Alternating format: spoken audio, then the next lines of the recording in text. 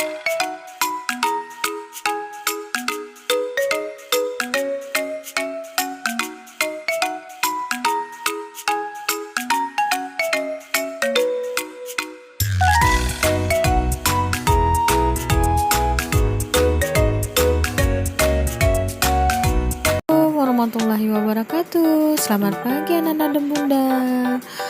Bertemu lagi dengan Ibu Dini Destianti. Kali ini kita akan membahas pelajaran tema 1 hidup rukun, subtema 4 hidup rukun di masyarakat. Pembelajaran 2. Nah, anak ibu, sekarang ayo kita membaca. Bacalah percakapan di bawah ini dengan percaya diri. Kita baca sama-sama ya. Coba lihat, got menjadi bau dan kotor karena banyak sampah, kata Udin. Dan Edo pun menjawab, wah iya, airnya juga tergenang. Bagaimana jika hari Minggu kita bergotong royong membersihkan got? Jawab Udin. Membersihkan got? Aku tidak mau got kan kotor dan bau, kata Badu. Aku kurang setuju, Din. Membersihkan got pekerjaan yang berat. Kita sebagai anak-anak belum bisa melakukannya, jawab Edo. Betul, Din. Sudah, biarkan saja, jawab Badu. Tapi got yang tersumbat dapat menyebabkan banjir. Sampah akan menyumbat aliran air sehingga akan meluap ke jalan, jawab Udin. Bagaimana jika kita mengusulkan kepada Pak RT untuk mengajak seluruh warga bergotong royong? Seru Edo. Kita bisa ikut membantu pekerjaan ringan, misalnya membuang sampah yang dikumpulkan. Aku setuju dong, jawab Udin. Aku juga setuju jika demikian. Aku juga bersalah karena membuang sampah ke dalam got, jawab Badu. Sekarang coba anak ibu perhatikan. Di gambar pertama itu gambar lingkungan yang sangat kotor. Dan gambar yang kedua, warga bergotong royong membersihkan lingkungan. Nah, setelah warga membersihkan lingkungan pun menjadi bersih.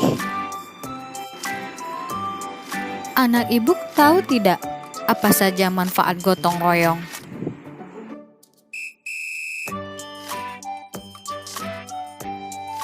Yang pertama, terciptanya lingkungan yang harmonis dan rukun. Yang kedua, pekerjaan selesai dengan lebih cepat. Yang ketiga, persatuan terjaga. Dan yang keempat, tercipta lingkungan yang saling tolong-menolong. Yang kelima, meningkatkan keamanan lingkungan. Yang keenam, lingkungan menjadi tentram dan damai. Dan yang terakhir, pekerjaan individu atau sosial menjadi hemat. Nah, itu adalah salah satu manfaat gotong royong. Tadi kita sudah membaca percakapan antara Edo dan teman-temannya. Kira-kira di percakapan tersebut apakah ada kalimat penolakan? Baiklah, sebelum anak ibu menjawab soal-soal berikut, ibu akan menjelaskan sedikit tentang apa itu kalimat penolakan. Kalimat penolakan adalah salah satu cara dalam percakapan untuk mengungkapkan ketidaksetujuan kita, termasuk menolak pemberian orang lain. Nah, sekarang perhatikan gambar berikut. Gambar tersebut adalah percakapan dari kalimat penolakan. Sekarang coba anak ibu jawab, kira-kira yang mana dari percakapan tersebut yang termasuk kalimat penolakan? Ya, kata tidak mau dan kata maaf saya tidak bisa. Baiklah, sekarang anak ibu sudah paham, bisa membedakan kalimat penolakan. Nah, sekarang anak ibu coba jawab pertanyaan berikut di buku latihan. Yang ke-1, apakah gotong royong diperlukan di dalam masyarakat? Dan yang kedua, apakah terdapat kalimat penolakan pada teks percakapan di atas? Nah, dalam teks di atas itu ada nggak kalimat penolakannya ya?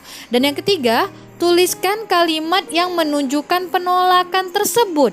Dan yang terakhir, tuliskan kalimat yang menunjukkan persetujuan. Yang harus anak ibu pahami, menggunakan kalimat penolakan harus menggunakan kata-kata yang sopan, baik, dan santun.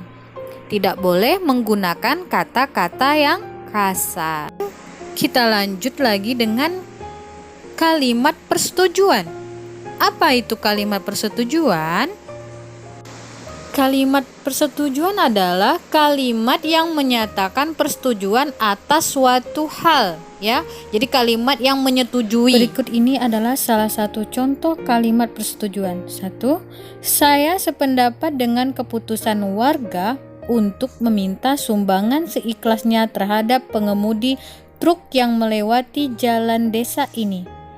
Yang kedua, saya setuju untuk membatasi jam menonton TV bagi anak-anak. Dan yang ketiga, terus terang, saya sejalan dengan pemikiran ibu-ibu desa ini untuk melakukan pemeriksaan lansia secara berkala. Nah, jadi ada kata saya sependapat, saya setuju, dan saya sejalan. Itu adalah salah satu contoh kalimat persetujuan. Jadi dia menyetujui. Sekarang, ayo mengamati. Warga bergotong royong membersihkan got. Sampah yang terangkut diletakkan di pinggir jalan. Anak-anak ikut membantu memungut sampah yang tercecer. Warga merasa senang, lingkungan kembali bersih. Perhatikan gambar berikut. Maaf, kami nanti terlambat mengikuti kerja bakti. Kami akan pergi ke gereja terlebih dahulu. Baik, Pak, tidak apa-apa. Dan setelah mereka kerja bakti, akhirnya mereka pun beristirahat. Sikap apakah yang sesuai dengan pengamalan sila pertama Pancasila? Pada bacaan dan gambar tersebut, nah tadi anak ibu sudah melihat gambarnya bukan? Nah, sikap apakah yang sesuai dengan pengamalan sila pertama Pancasila pada bacaan dan gambar tersebut? Sikap yang sesuai adalah sikap memberi kesempatan kepada orang lain untuk beribadah.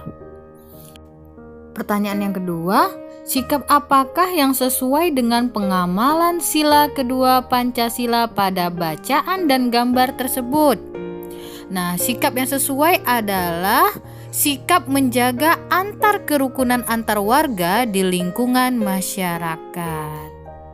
Baiklah, sekarang kita salin di tabel berikut.